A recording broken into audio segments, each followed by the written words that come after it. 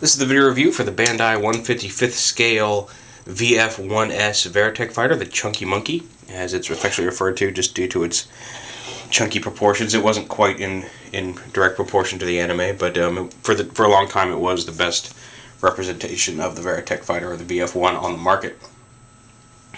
Many of you will recognize this as the same mold that came over to the United States in the Transformers line as Jetfire.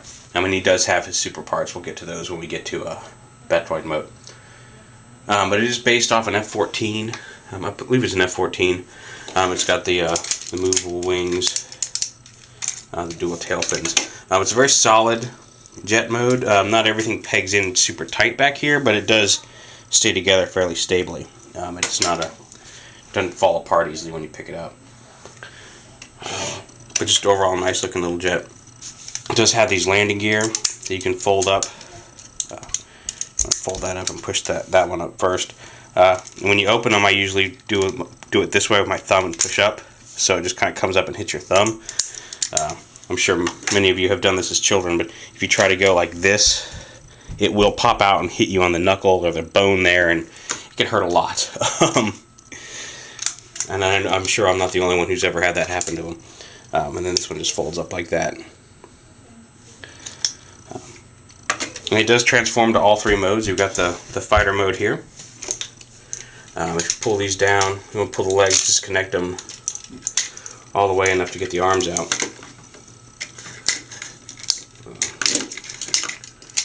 You want to kind of angle these out like that, so this little piece of the leg can fit back in, but then just bring the leg back, snap it back into place. I'm going to kind of make sure the head doesn't get in the way there. But yeah, and then just snap it back into place like that, and bring the legs down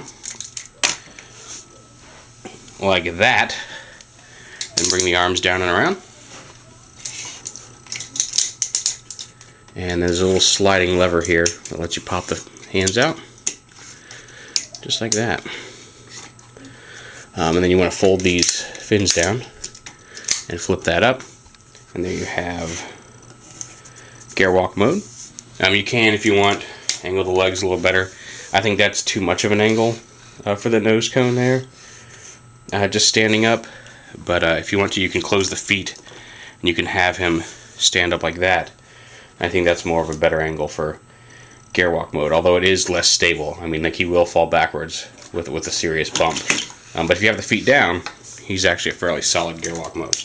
Officially, that's the official mode, as mentioned in the instructions. And really, you can see the only really flaw to the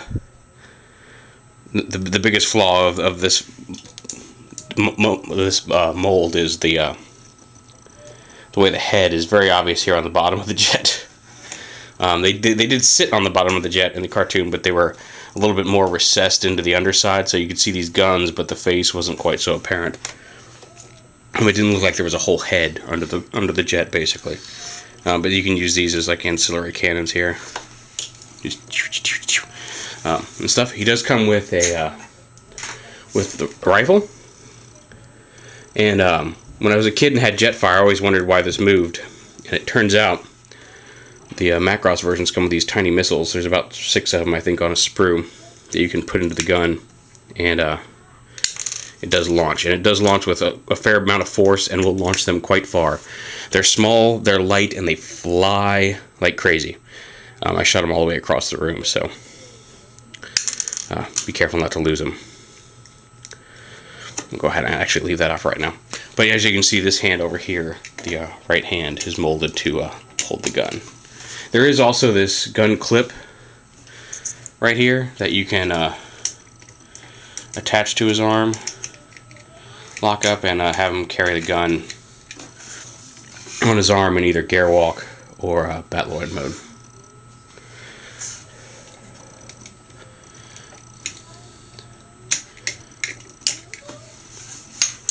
So there's that. Now, before we go to Battroid mode, we want to, there's a couple of grooves here on the side of the cockpit. I'm going to pop this off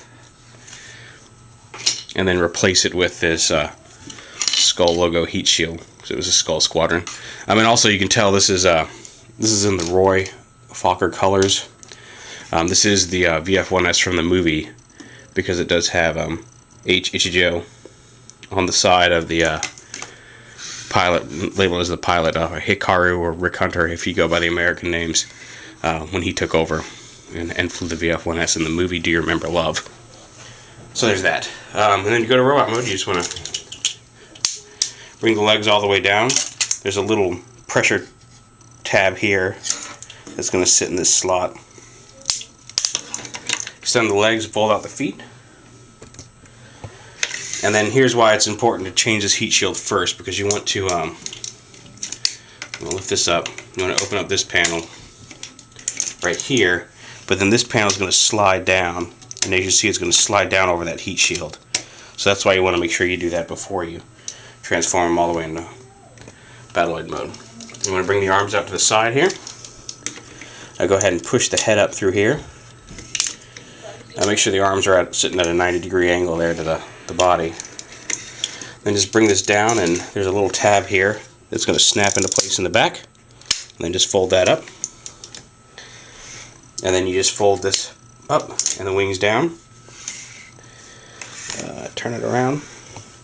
I'm going to go ahead and turn the head around. Lift the antenna up and bring the arms down. And again, you can hold the gun. And again, if you want to use that gun clip, it can clip right there onto his arm. He also has the super parts, or the fast pack, whatever you want to call it. And basically there's a backpack here that you want to come up over like this, and then just snap down onto here until it clicks. And then he's got these two little boosters.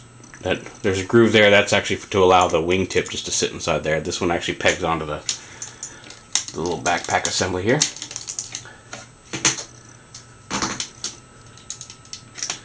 Just like that. There's some arm clips. And again, here's one of the fragile points right here, these clips up here.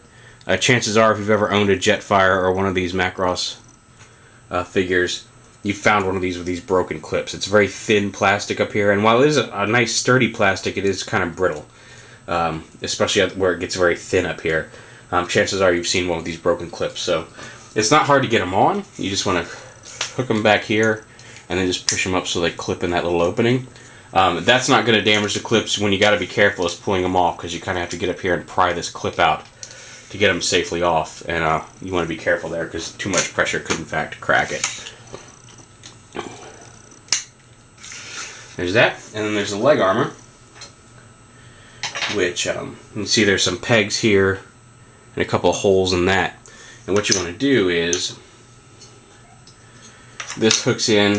You want these little kind of slot things here fit around this fin, and then you want to come around here, and this piece goes around that, and then you want to take those pegs and peg them into the holes on the leg armor, and you see that clip comes around and holds that onto the leg. And then we're just going to do the same over on this side. Do this, bring it around like that, hook it in, and line the peg holes up. And once you get all that all squeezed together, there you have the VF-1S with its full armor complement there. So very cool. Definitely glad to have him. Establishing, helps with the nostalgia for two different toy lines, Macross, as well as, it is the toy that came over as Jetfire in different colors. So very cool to have another one on the shelf. The Bandai 1/55th scale VF-1S.